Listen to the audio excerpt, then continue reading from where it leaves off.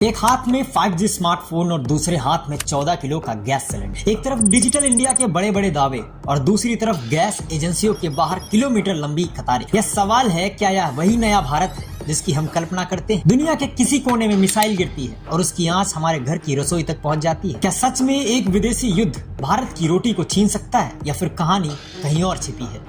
नमस्कार, आप देख रहे हैं एसटीजन इन्फो टीवी और मैं हूं आपके साथ आकाश।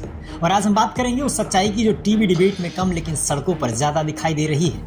गैस सिलेंडर की कतारें, ब्लैक मार्केटिंग और एक ऐसा सिस्टम जो सिर्फ एक हफ्ते के संकट में लड़ खड़ा गया। तो अगले कुछ मिनट तक हमारे साथ रहिए, क्योंकि आज हम सिर्फ खबर नहीं बल्कि पूरी सच्चाई की परतें खोलने वाले हैं। आज भारत की सड़कों पर एक अजीब तस्वीर दिखाई दे रही है। लोग सिलेंडर लेकर दौड़ रहे हैं, कोई लाइन में खड़ा है, कोई सुबह 4 बजे से गैस एजेंसी के बाहर बैठा है। यह दृश्य हमें 2016 की नोटबंदी को याद दिलाता है। तब लोग बैंक के बाहर लाइन में थे, आज लोग गैस एजेंसी के बाहर हैं। लेकिन सबसे बड़ा सवाल है, आखिर ऐसा हुआ क्यों? क्या सच में ईरान और इजराइल के युद्ध की वजह से भारत में गैस संकट आ गया, या यह सिर्फ आधी सच्चाई है? पहला कारण, समुद्री रास्ता। दुनिया की सबसे ज्यादातर तेल और गैस सप्लाई एक बेहद महत्वपूर्ण समुद्री रास्ते से होकर गुजरती है। इस जगह को कहते हैं स्ट्रेट ऑफ हॉर्मज। दुनिया की लगभग 20% तेल सप्लाई इसी रास्ते से गुजरती है और भारत के लिए स्थिति और गंभीर है। भारत जो एलपीजी इस्तेमाल करता है उसका लगभग 60% हिस्सा आयात किया जाता है और इसका बड़ा हिस्सा मध्य पूर्व से आता है। जब ईरान और इजराइल के बीच तनाव बढ़ा तो इसी समुद्री इलाके में जहाजों की आवाजाही प्रभावित होने लगी। जहाज रुक गए, सप्लाई रुक गई और असर सीधे भारत की गैस सप्लाई पर पड़ा। लेकिन कहानी यहीं खत्म नहीं होती। अगर सिर्फ युद्ध की वजह होती तो पूरी दुनिया में एक जैसी स्थिति दिखाई देती, लेकिन ऐसा नहीं है। जापान, दक्षिण कोरिया और यूरोप के कई देश भी इसी गैस पर निर्भर हैं, लेकिन वहां भारत जैसी अफरा तफरी नहीं है। क्यों? क्योंकि वहां सरकारों के पास इमरजेंसी रिजर्व स्टॉक मौजूद होता है। कई देशों के पास 3 से 6 महीनों का गैस स्टॉक रहता है, लेकिन भारत में सिस्टम इतना मजबूत नहीं है। तीसरा कारण है कालाबाजारी।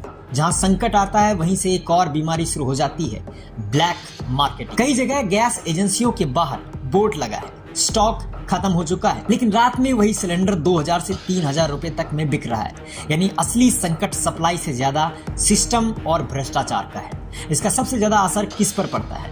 अमीर आदमी पर नहीं, वह ब्लैक में खरीद लेता है। गरीब आदमी लकड़ी या कोयले से काम चला लेता है, लेकिन सबसे ज्यादा पिसता है मिडिल क्लास, जो ना लाइन में खड़ा हो सकता है ना ब्लैक में खरीद सकता है। वह दफ्तर जाए या गैस के लाइन में लगे, यही उसकी सबसे बड़ी समस्या बन जाती है। और सबसे दुखद तस्वीर लखनऊ से आई है, जहां कई दुकानदारों और ढाबों ने फिर से मिट्टी का चूल्हा जला दिया है। जिस देश में हम 5G और चंद्रयान की बात करते हैं, वहीं लोग फिर से लकड़ी के चूल्हे पर लौट आ रहे हैं। यह सिर्फ गैस का संकट नहीं है, यह तैयारी की कमी है और सिस्टम की कमजोरी का संकेत है। सवाल यह नहीं है कि युद्ध क्यों हुआ, सवाल यह है कि एक हफ्ते का संकट 140 करोड़ लोगों के देश को कतार में खड़ा कर सकता है। अगर जवाब हाँ है तो हमें सच को स्वीकारना होगा। हमारी असली समस्या युद्ध नहीं है, हमारी असली समस्या है कमजोर तैयारी और मजबूत कालाबाजारी। उम्मीद है सरकार इस पर जल्दी कार्रवाई करेगी, ताकि अगली बार किसी विदेशी युद्ध की आग हमारी रसोई तक ना पहुंचे। आज की वीडियो में फिलहाल इतना ही। अगर आपको यह विश्लेषण पसंद आया हो तो वीडियो को लाइक कीजिए और चैनल एसटीजन इन्फो टीवी को जरूर सब्सक्राइब कीजिए, क्योंकि यहाँ हम सिर्फ खबर नहीं बताते, हम खबर के पीछे छिपी सच्चाई भी सामने लाते हैं। नमस्कार, मैं हूँ आकाश। मिलते हैं अगली वीडियो में, तब तक के लिए सवाल पूछते रहिए और जागरूक रहिए। नमस्कार, जय हिंद, वंदे मातरम।